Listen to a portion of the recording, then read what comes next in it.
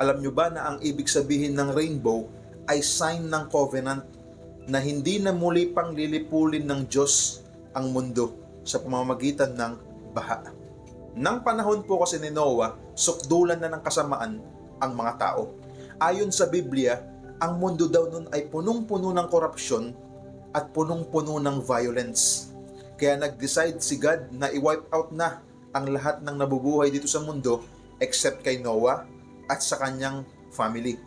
Then after ng Great Flood, ganito ang sinabi ng Diyos kay Noah: tuwing magkakaroon ng ulap at lilitaw ang bahaghari, aalalahanin ko ang aking pangako sa inyo at sa lahat ng hayop. Hindi ko nalilipulin sa baha ang lahat ng may buhay. Yun po ang ibig sabihin ng rainbow.